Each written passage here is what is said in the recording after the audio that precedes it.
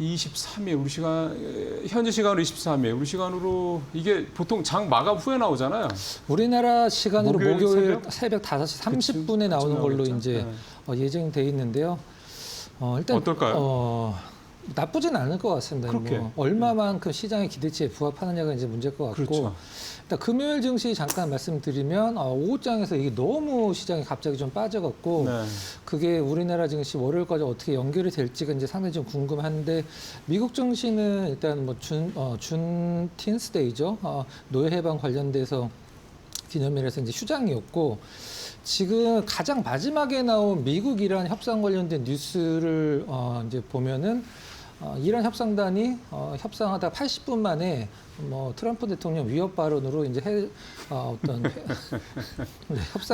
협상장을 나갔다. 이게 이제 가장 마지막 뉴스인데 이게 쉽지가 않네요. 이제 실질적으로 이제 호르무즈 해협이 재봉쇄가 됐기 때문에 유가가 어느 정도 움직이는지가 가장 좀 중요한 부분이고 일단 23일 날 이제 내일이죠. MSCI 선진국지수 워치리스트 등재되느냐 안 되느냐 요것도 시장에서 이번 주에 좀 많이 살펴보고 있는 부분 중에 하나다 이렇게 보시면 될 것 같습니다. 네, 뭐 조금 살을 붙이면 이번 주에 PC 가격도 지난주에 FOMC 때 이제 케빈 오시 의장이 뭐 물가 얘기를 하도 많이 해서 다시 인플레 관련 지표들 뭐 CPI든 PPI든 PC 가격 지수 이런 것들이 또 시장에서 주목이 되는 그런 지수들이 이제 지표들이 될 것 같습니다. 자, 두 번째 아이템 가보죠. 예, 스페이스 유니트 하락 마감 본전 위기인데 저게 사실은 상장하고 사흘 만에 거의 50% 급등을 해서 너무 빨리 간다라는 그런 우려도 없잖아 있었는데 또 떨어질 때는 또 화끈하게 또 떨어지네요.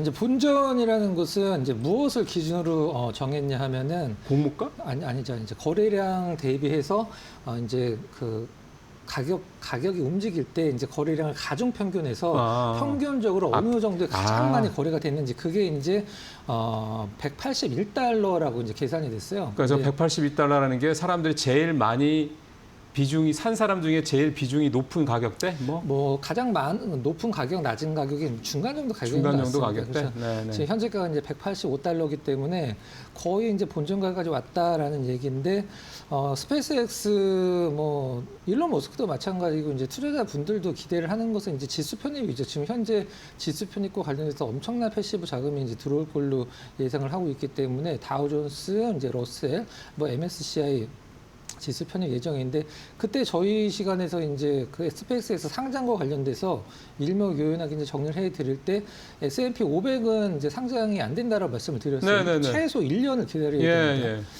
그 다음에 스페이스X 관련돼서 최근에 또 200억 달러 회사채 발행이 어떤 시장에서 좀 이슈가 되고 있는데 미국 국채보다 한 1.3에서 1.5% 높은 금리로 이제 회사채를 발행을 200억 달러를 하게 되는데 이제 XAI랑 X랑 이제 합병할 때 브릿지론 쓴 거를 이제 갚기 위해서 200억 달러 이제 회사채 발행을 한다라고 합니다.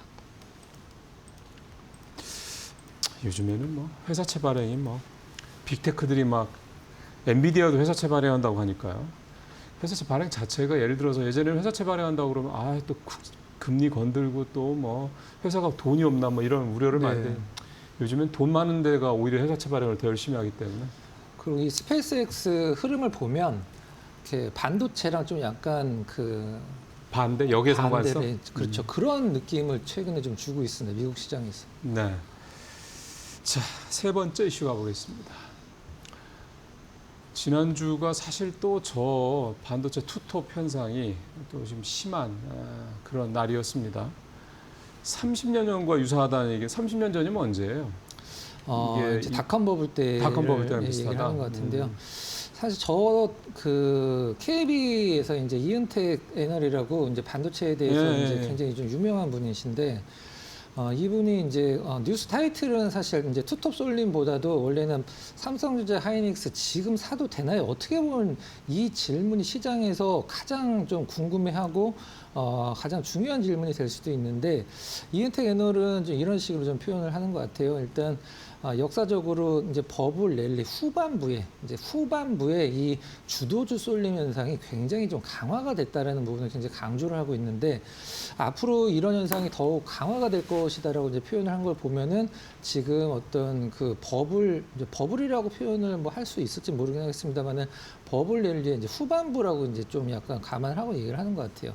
예를 든 게 이제 30년 전이 왜 30년 전이냐면 닷컴 버블 때 30년보다 조금 덜 됐죠. 95년도서부터 98년도까지 미국 증시가 닷컴주도 움직이긴 했었습니다만 헬스케어, 금융주들이 우리 보통 이제 뭐 트로이카라고 보통 얘기를 하는 미국 시장에서 같이 움직였었거든요. 이 부분들이 시장을 리드를 하긴 했는데 이게 이제 99년도 들어오면서 닷컴주들만 올라가기 시작하면서 시장이 거품이 확 꺼졌다. 이걸 네. 이제 지금 시장에다 대입을 하는 거죠. 그래서 투자자들이 이제 기대를 하는 종목에 대한 다른 업종군들의 어떤 매기가 혹은 상승이 확산이 됐을 때 그거는 건전한 어떤 순환매는 아닐 것이다. 이렇게 좀 표현을 하고 있습니다. 어떻게 생각하세요? 저는 그 의견은 맞을 것 같긴 한데 일단 버블이라는 거에는 조금 반반 정도 의견이긴 합니다. 그러니까 좀 전에 그 말씀하셨던 게 이제 두루두루 쫙 이렇게 오르다가 막판에 이제 IT주들이 확 네. 최종적으로 뿜어내고 버블이 이제 터졌다는 얘기잖아요. 네. 근데 지금 반도체 말고 뭐 오른 게 있나요? 없죠. 근데 그 반도체 우리나라 투톱만 봤을 때는 엄밀히 얘기해서 버블은 아니니까. 네. 그리고 그때랑 또 다른 게 그때는 내러티브 기반으로 갔고 지금은 이익 기반으로 가는 것만 가거든요. 네, 맞습니다. 예. 모르겠습니다. 뭐 제가 뭐 그것만 이렇게 파는 분들이랑 뭐 같이 볼 수는 없는 건데 어쨌든 예, 버블 얘기는 좀 나온 지 벌써 2년 됐습니다. AI 관련돼서 그것도 좀 감안하셨으면 좋겠다는 생각도 좀 듭니다. 그리고 앞서 그 이란 협상단 관련돼서 좀 전에 나온 얘기도 보니까 스위스 협상 계속 참여하겠다. 철수 의사 표현한 적 없다. 뭐 그런 얘기도 좀 나오네요. 협상 전략이라고 보시면 될 것 같습니다. 네.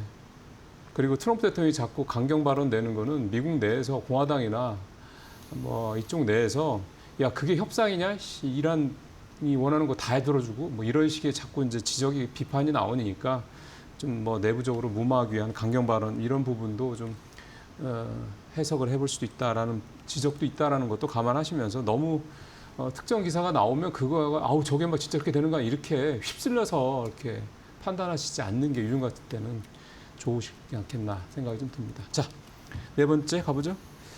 미국이 기준금리를 뭐예요, 저게? 이거 인하가 맞아요? 인상 아니에요? 네, 이나 이제 삼성증권에서 이 보고서가 좀 분석 자료가 좀 나온 건데요. 삼성증권에서 미국이 금리 인상이 아니라 오히려 인하를 할 것이다. 그것도 두 번이나 이 분석 보고서. 저게 연내 기준을 얘기하는 거예요, 아니면은? 연내라고 정확히 표현이 되어 있지는 않습니다. 그래요? 네. 근데 그러니까 우리는 지금 오 씨가 뭐 물가 얘기하고 뭐고 해서 금리를 두 번 뭐 올린다고 그러면은 그렇구나 생각을 할 텐데 그게 아니라 거꾸로 네. 내린다라는 얘기는. 그러니까 지금 수준에서 두 번 정도는 내릴 것이다라고 이제 표현을 좀 한 것 같은데. 왜 그렇대요? 좀 굉장히 단순 논리로 좀 접근을 한 부분이라 일단 미국 이란이 종전 협상이 완료가 되면 지금 완료가 되진 않았습니다만 유가가 그래도 상당 부분 위에서 좀 내려왔고 네.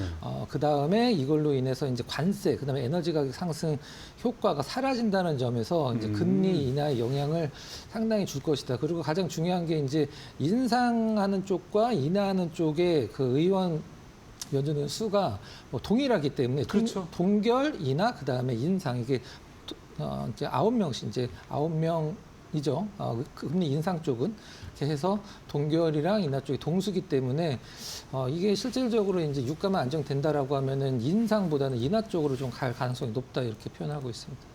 근데 사실은 거꾸로 얘기하면 지금까지 글로벌 인플레, 미국 인플레를 끌어올렸던 두 가지 이유가 관세하고 유가잖아요. 네. 그럼 그 두 가지가 해결되면 인플레 압력이 많이 떨어질 거고 그러면은 연준이 그것 때문에 금리를 올려야 될 이유는 사라진다. 네. 명분이. 가능성은 뭐 굉장히 좀 크긴 합니다. 그러게요. 네. 네. 근데 항상 아시겠지만 이건 참 소수 의견입니다. 현재는 전반적인 분위기는 다 뭐 지난번에 뭐 점도표도 그렇고 해서 뭐 적어도 한 번 이상 올리는 게 아니냐 뭐 그런 얘기들이 좀 나오고 있는데요. 또 가봐야 됩니다. 네. 지금 뭐 섣불하게 우리가 금리를 연준이 올리겠네, 그래가지고 에이 다 정리해야 되겠네 이렇게 생각하실 필요는 전혀 없는 변동성 큰 장이다 보여집니다. 자, 오늘 박 의원님 준비한 내용은 삼성전자 특별 배당 관련된 부분. 그래서 삼성물산 목표가가 줄 상향이다. 아까 보니까 프리마켓에서 오늘도 오르더라고요. 최근에 삼성물산 주가 굉장히 좋았기도 했고. 자, 박근호 이사님 통해서 어떤 얘기들인지 좀 더 자세한 말씀 들어보기로 하고 저는 프리마켓 상황 한번 좀 점검 좀 해보도록 하죠. 일단은 반도체 쪽부터 보면 삼성전자는 낙폭이 조금 커지는 분위기죠. 1.4%, 1.5%. 하이닉스는 상승폭이 확 줄어드는 분위기고 스퀘어도 4% 정도에서 지금 어쨌든 3%대 후반까지 좀 내려온 분위기. 전체적으로 시총 상위 종목들 중에 상승하는 종목들하고 좀 하락하는 종목들이 뭐 반반 정도라고 보면 될 것 같습니다. 현대차 2%대 하락, 삼성생명은 오늘은 마이너스네요. 물산 강하죠? 네, 3% 넘게. 예, 좀 전에 좀 이따가 이제 박근호 의원님한테 그 말씀을 좀 들어보기로 하고 조선도 최근에 분위기가 나쁘지 않습니다. 떨어질 때 물론 떨어지긴 하는데 반등할 때 또 반등 잘 해줍니다. 에너빌리티도 오늘은 좀 약세고, 그렇죠? 에어로스페이스가요. 그 프랑스의 탈레스라고 하는 유명한 겁나 큰 회사 있습니다. 거기하고 천무 관련돼서 뭐 이렇게 제휴한다 그런 얘기가 나왔더라고요. 지난주에 LIG 디펜스 앤 에어로스페이스하고 독일의 라인메탈이랑 제휴한다 얘기 전해드렸잖아요. 이번 주에는 또 저 얘기가 주말에 있더라고요. 그래서 하여간 방산 쪽은 잠시 후에 이제 김민수 대표님 나오시면 좀 자세히 한번 제가 한번 여쭤보도록 하겠습니다. 어떻게 보시는지. 자, 박근호 의원님 준비됐으면 이제 말씀 좀 들어볼까요? 네. SK 하이닉스가 SK 하이닉스보다 SK 스퀘어가 주가 흐름이 더 세죠, 실질적으로. 그래서 시장에서 이제 투자자분들이 SK 하이닉스보다 SK 스퀘어를 굉장히 관심을 두는 분들도 많이 계신데, 그럼 삼성전자는 그런지 어떻게 되는지 한번 상황을 살펴보도록 하겠습니다. 삼성전자의 가장 많은 주식을 갖고 있는 1대, 2대, 3대 주주를 말씀드리면 가장 많은 주식을 갖고 있는 것은 저희가 이제 삼성전자 관련돼서 오래전에 한번 관심적으로 설명을 드렸던 삼성생명이죠. 삼성생명, 삼성물산, 삼성화재 이렇게 1대, 2대, 3대 주주인데 그 부분과 관련돼서 지금 현재 삼성물산에 대해서 증권사들이 이제 목표 주가를 한마디로 이제 줄 상향을 하고 있는 상황이죠. 왜 삼성물산 목표 주가를 줄 상향하고 있는지, 삼성전자 배당 확대에 따른 주주 환원 강화 기대. 제가 봤을 때는 삼성생명이 더 수혜를 받을 것 같아요. 그다음에 원전 SMR 소형 모듈 원전이죠. 하이테크 건설로 실적 개선 전망이다. 여기서 이제 하이테크 건설이라는 것은 이제 삼성물산이 삼성전자의 반도체 공장을 지어주는 걸 얘기를 하는 거죠.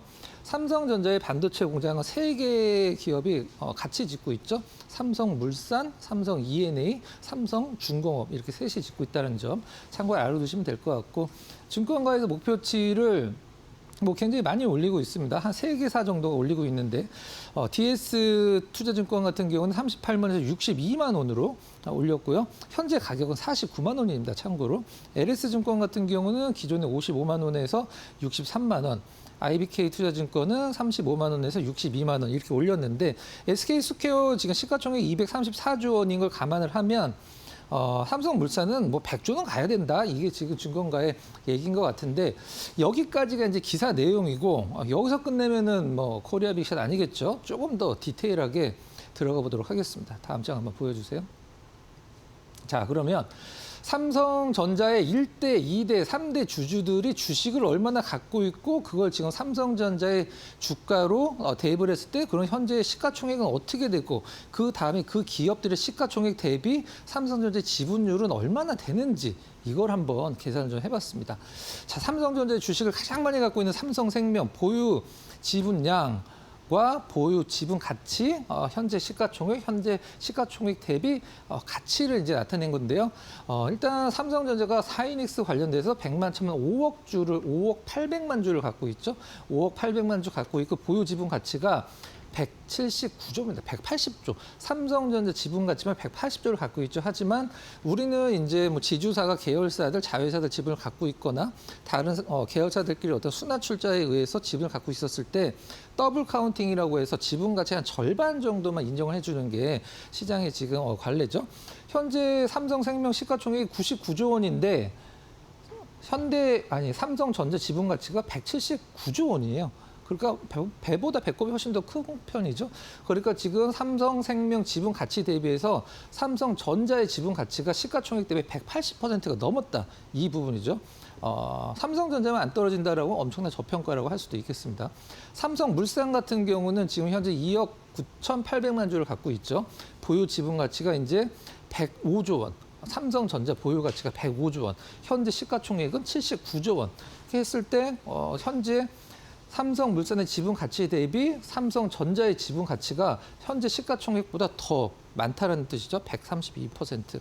그다음에 삼성화재 같은 경우는 뭐 똑같이 대입을 했을 때 99.9%. 현재 시가총액과 삼성전자의 지분 가치가 삼성화재가 갖고 있는 거의 뭐 페리티를 나타낼 정도로 역시 가장 저평가라고 볼 수가 있겠습니다. 가장 저평가는 삼성생명이죠, 실질적으로는. 그 SK스퀘어를 이제 똑같은 걸로 SK하이닉스로 대비를 좀 해보면 SK스퀘어가 SK하이닉스 지분 20%를 갖고 있죠. 보유 지분 가치가 403조 원이고 현재 시가총액이 234조 원이니까 역시 SK스퀘어도 본인 자체 SK스퀘어 자체의 시가총액 대비 SK하이닉스의 지분 가치가 171%로 오버를 해서 역시 뭐 삼성생명과 비슷한 굉장히 저평가로 시장에서 관심을 갖고 이제 시장의 투자자들이 이런 것들이 이제 매수를 이어지는 거거든요. 그러면은 삼성생명, 삼성물산 뭐 이런 대주주들이 삼성전자와 주가 흐름이 어떻게 되는지 그게 제일 중요하겠죠. 그걸 한번 좀 체크를 해보도록 하겠습니다. 자, 올해 1월 2일 날 첫 거래일 날 삼성생명 한 주, 삼성전자 한 주, 삼성물산 한 주씩 샀을 때 누가 더 가장 많이 수익이 났는지, 누가 더 많이 상승을 했는지 한번 비교를 해봤는데요. 올해 1월 2일 날 기준입니다. 삼성생명이 가장 많이 올랐습니다. 올해 1월 2일 한 주 샀으면 218% 올랐어요. 삼성전자 175% 오를 때 삼성생명은 훨씬 더 많이 올랐죠. 218%. 반면에 삼성물산은 100%, 99.9%죠, 사실은. 자, 그러면 여기서 우리가 보통 삼성물산에 대한 목표가를 시장이 계속 상향을 시키는 리포트를 나오는 건 이해를 하겠지만 가장 못 오른 삼성물산이 이걸 따라잡겠지라고 생각을 하면 맞을 수도 있긴 합니다만 저는 그런 것을 시장에서 별로 본 적이 거의 없거든요.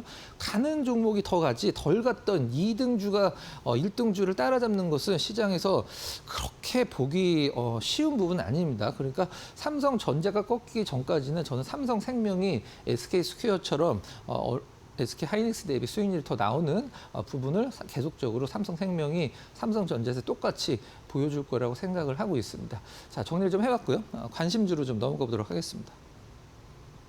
하나오션 좀 준비를 했는데요. 조선주 오랜만에 한번 보도록 하겠습니다. G7에서 트럼프 미국 대통령이 이재명 대통령한테 질문을 했다라고 하죠.